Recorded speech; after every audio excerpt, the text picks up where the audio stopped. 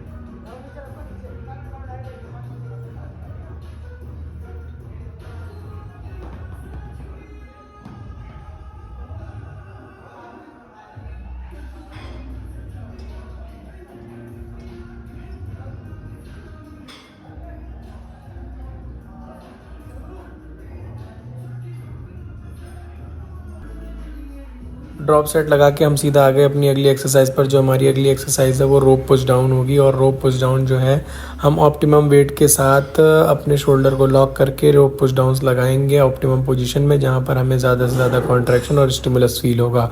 इसमें भी 3 सेट्स लगेंगे। इसमें कोई ड्रॉप सेट नहीं होगा लेकिन लास्ट में हम एक फेलियर अगर हमें नहीं आता है, स्टिमुलस हमें नहीं फील होता है एंड के सेट्स में, तो हम थोड़ा सा एक वेट ड्रॉप करके कुछ रेपिटेशन निकाल देते हैं।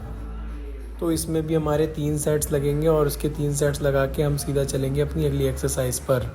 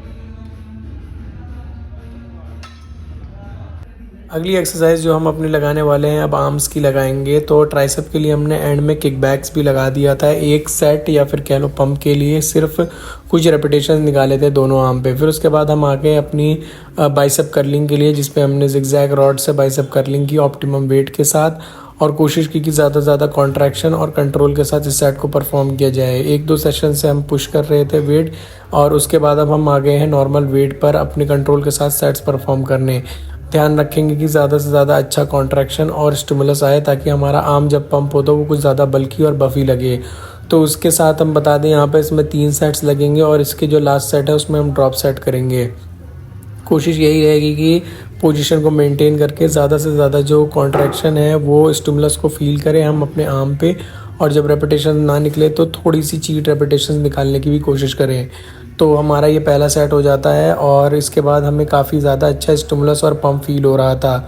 तो इसके बाद हम अपना दूसरा सेट लगाएंगे। दूसरे सेट में हम एंगल चेंज करके वीडियो बना रहे हैं, और कोशिश यही है हमारी कि हम जितना ज़्यादा अच्छा रेपिटेशन और जितना ज़्यादा अच्छा कंट्रोल आ सके उसके साथ रेपिटेशंस को परफॉर्म करें। और अब इसमें काफ़ी सही परफॉर्म हो जाता है रेपिटेशन। तो इसमें अब हम सेकंड सेट में हैं। सेकंड सेट के बाद लास्ट सेट में हम ड्रॉप सेट करेंगे। फिर उसके बाद हम जाएंगे अपनी अगली एक्सरसाइज पर। तो इसमें ड्रॉप सेट तक हम देखते हैं, फिर उसके बाद चलते हैं अपनी अगली एक्सरसाइज तक।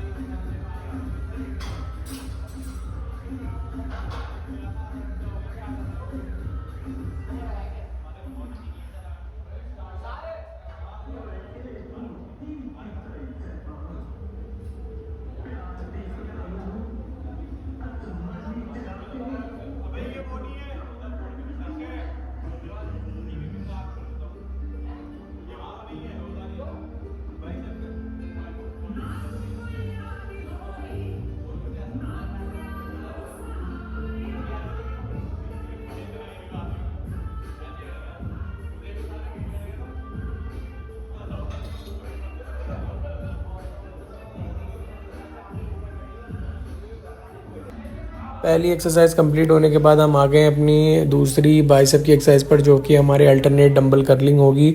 और इसमें भी हम ऑप्टिमम वेट के साथ फेलियर ट्रेन और स्टिमुलस वही मैकेनिज्म लगाएंगे। रेप रेंज को कवर करेंगे, और इसमें 3 सेट्स लगेंगे। और इसमें जो है ड्रॉप सेट नहीं है, पर अगर हम ड्रॉप करके 1-2 रेपिटेशन या 4-6 रेपिटेशन निकालते हैं तो वो हमारे फेलियर और स्टिमुलस को अचीव करने के लिए करते हैं। ये आप किसी भी सेट में कर सकते हैं, ऐसी कोई मना नहीं है कि आप सेट को कम करके नहीं लगा सकते। हर सेट में स्टिमुलस फील करने के लिए और फेलियर के लिए आप कुछ भी कर सकते हो। तो ये हमारा पहला सेट है, और इसके बाद 2 सेट्स और लगेंगे। इसके 2 सेट्स कंप्लीट करके हम जाएंगे अपनी अगली एक्सरसाइज पर, जो कि होगी हमारी हैमर कर्लिंग। ध्यान रखिए कि आपको पहले कंट्रोल और कोऑर्डिनेशन के साथ सेट्स परफॉर्म करने हैं, और एंड रेपिटेशन में अगर आपका रेंज कवर नहीं हो रही है तो आप कुछ चीट करके सेट्स को भी परफॉर्म कर सकते हैं। और इसके बाद हम आगे इसके दूसरे सेट पर, दूसरे सेट और तीसरे सेट के बाद हम सीधा जाएंगे हैमर कर्ल्स पे। तो ये कंप्लीट करके हम सीधा चलेंगे हैमर कर्ल्स पे।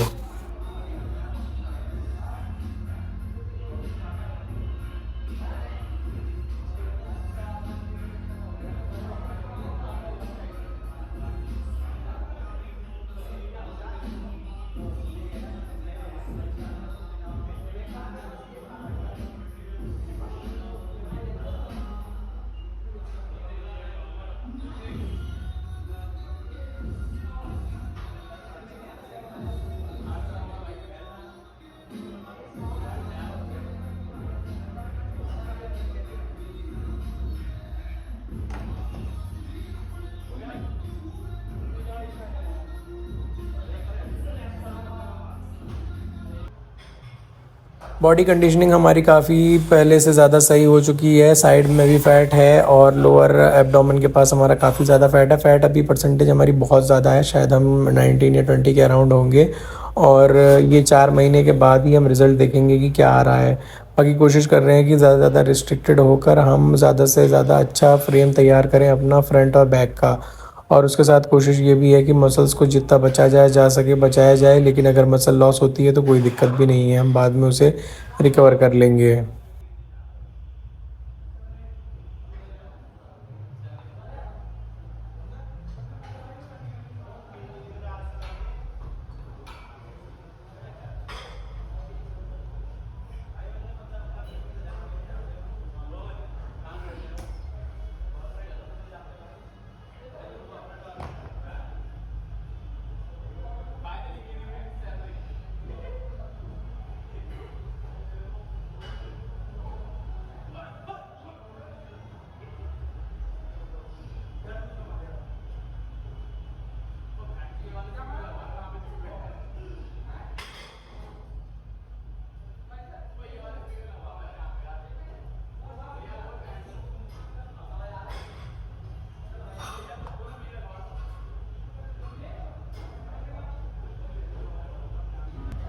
हैमर कर्ल्स के लिए हम रोप हैमर कर्ल्स लगाएंगे और रोप हैमर कर्ल्स पे ऑप्टिमम वेट के साथ हम पूरा जो है सेट को परफॉर्म करेंगे और कोशिश करेंगे कि ज़्यादा से ज़्यादा अच्छा होल्ड हम करें। और उसके साथ साथ ज़्यादा से ज़्यादा हमारी ब्रेकियोरेडियलिस जो है वो पम्प्ड अप हो और ज़्यादा से ज़्यादा वो अच्छे से ट्रेन हो। और इसमें भी हमारे 3 सेट्स लगेंगे और लास्ट सेट हम ड्रॉप सेट करके इस एक्सरसाइज को करेंगे कंप्लीट। और इसमें जो रेपिटेशंस हैं वो कम आए तो ज़्यादा बेहतर है, और ज़्यादा अच्छा होल्ड के साथ अगर सेट परफॉर्म करें तो वो और भी बेहतर है। तो इसके हम 3 सेट्स कंप्लीट करते हैं, फिर उसके बाद हम जाएंगे कार्डियो पर। और इसमें ध्यान रखना है कि जो बॉडी है वो हल्की फुल्की स्विंग होती है चलेगी, लेकिन जो आर्म पोजीशन है वो स्टक करके आपको एक ही जगह आपके ब्रेकियोरेडियलिस को फील करनी है। तो इसके बाद काफ़ी अच्छा पंप आ जाता है अगर आप हैमर कर्ल्स अच्छे से लगाते हो।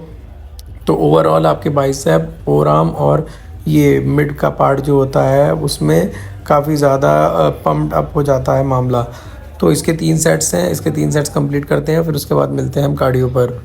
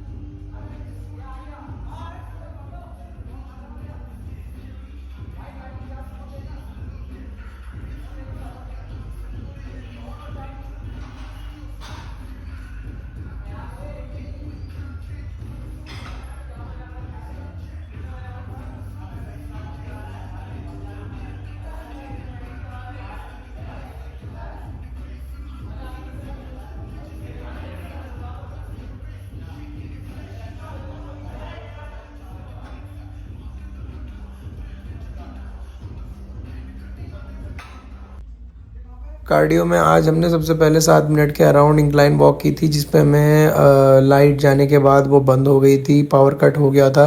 फिर उसके बाद हम आ गए थे साइकिलिंग पे। फिर बाकी के बचे हुए हमने जितना टाइम था 23-24 मिनट वो हमने साइकिलिंग करी थी, और इसी के साथ हमारी कार्डियो हो गई थी कंप्लीट। तो आज के सेशन में इतना ही था, और अब हम मिलेंगे आपसे कल। कल हम ट्रेन करेंगे लेग्स, और कल हमें कहीं जाना भी है तो कल हमारी डाइट भी ख़राब होगी।